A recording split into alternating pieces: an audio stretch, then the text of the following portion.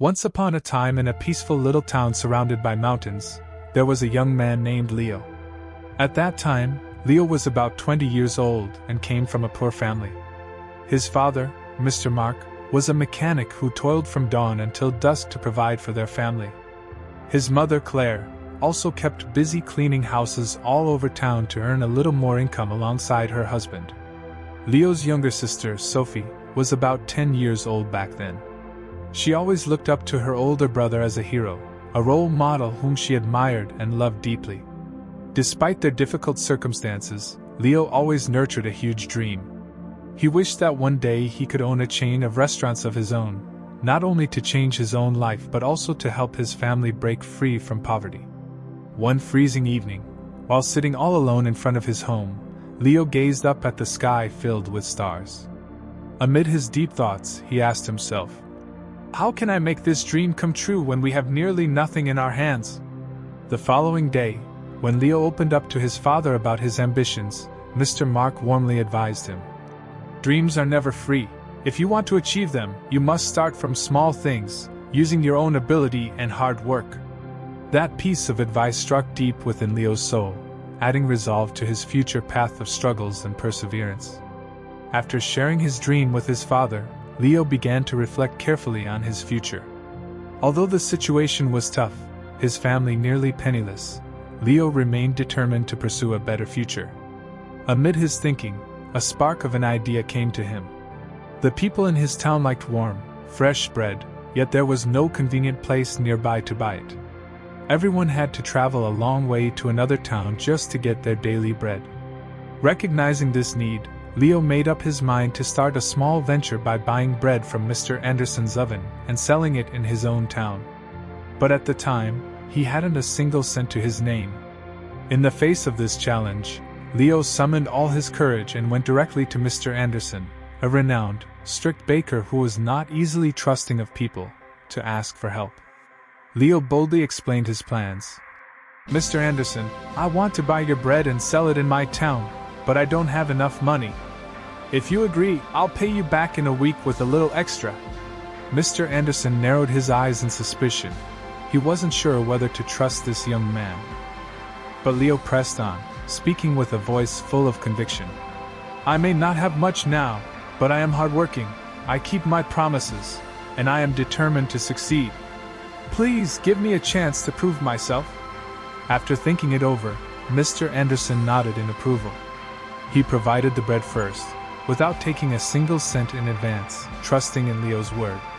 The very next morning, Leo carried the bread back to his town and set up a small stall near the park. With a friendly smile, he called to passers-by, offering them warm, fresh, and delicious bread.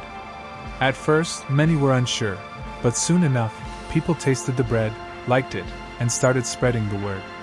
This encouraged Leo in his venture, marking the first small but powerful step forward in making his dream a reality. Leo's initial efforts were starting to bear fruit. After a period of hard work selling bread in town, he gradually won over his customers with his cheerful demeanor, enthusiastic service, and ability to please them. Each morning, when the sky was still dark, Leo would wake up very early and go to Mr. Anderson's bakery to buy warm bread. After packaging it carefully, he would push his bread cart back to town and set up near the park. There, with a friendly smile, he invited passers-by to buy his bread with all his heart and energy. The initial profits were small, but enough for him to pay back Mr. Anderson and keep a little aside to buy more bread to sell. After about 2 months of hard work, Leo had managed to save a reasonable amount of capital. With this, he bought a small, more convenient bread cart, allowing him to carry more bread at once and making his work less strenuous. A regular customer who bought bread from Leo once suggested, "Leo, why don't you bake it yourself? That way you can control the quality, it's more convenient, and profits will be higher." The idea made Leo think. If he learned to bake, he would be completely independent, from production all the way to delivery, without having to rely on Mr. Anderson. But at that time, Leo hadn't a clue how to bake. Amid his doubts, he decided to turn once again to Mr. Anderson, the person who had supported him when he first started. Leo sincerely asked, "Mr. Anderson, I want to learn how to bake. Will you teach me? Mr. Anderson was unsure at first, thinking that if he taught Leo might no longer buy from him in the future. But then he nodded in agreement, seeing in Leo a strong will to grow, hard work, gratitude, and a drive to improve. From that moment, a new chapter in Leo's life truly began. Leo's baking lessons started when the sky was still dark. Each day, around 3 a.m., while the town was asleep, Leo would be in Mr. Anderson's bakery.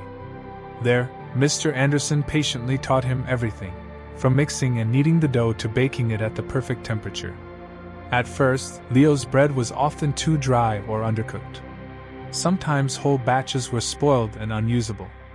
But instead of losing heart, he treated each failure as a valuable lesson. He made sure to remember his mistakes, to work hard to correct them, and to gradually perfect his skills. Some time later, Mr. Anderson started to be pleased with Leo's progress. He handed him a loaf that Leo himself had made and said, "Here, this is perfect. Now you're completely able to bake on your own." Hearing Mr. Anderson's praise filled Leo with happiness. He decided to buy a small oven to produce his own bread at home. The whole family teamed up to clear a corner of the kitchen for this purpose. Sophie, his sister, helped him package the bread, while their mother, Claire, supported them from behind the scenes by making warm tea and offering encouragement. Leo's warm, fresh bread soon won the hearts of many customers with its unique flavor and consistent, perfect texture. From then on, he was no longer dependent on Mr. Anderson. He was in complete control of the process, from choosing ingredients to delivering the finished products. Leo's bread soon became well known all over town. Customers bought it to bring home, to serve to guests, and even to give as gifts. His business blossomed, his income grew, and his family's life gradually improved.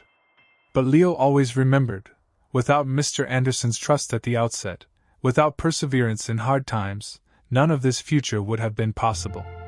Leo's bread was increasingly popular, his income rose, and his family's life improved. But then an unexpected twist struck. Just as Leo's business was thriving, a new bakery opened in town. Eric, a young, ambitious man, opened it in a convenient location with an attractive sign and a well-equipped, stylish store. Naturally, many people were drawn there. Some of Leo's regulars started disappearing. They went to Eric's instead, where they liked the convenient service, the wider range of products, and the attractive displays. Leo's sales fell. Customers were buying less. Profits dipped. At this tough moment, Leo could have given up and called it a failure. But instead, he chose to find a solution. Leo started asking his customers what they liked about Eric's, and what they were not satisfied with in his own service.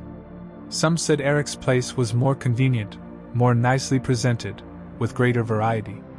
Understanding this, Leo decided to make a change.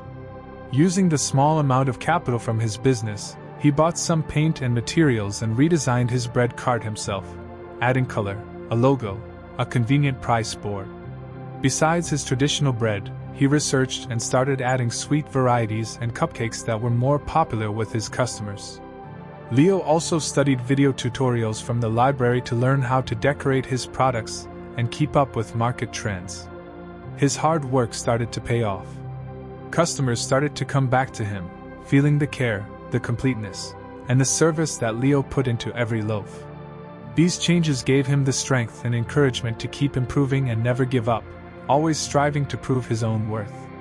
Leo's efforts to innovate were rewarded. After some time, more and more people came back to his bread stall, loving its flavor, its quality, and the care put into it.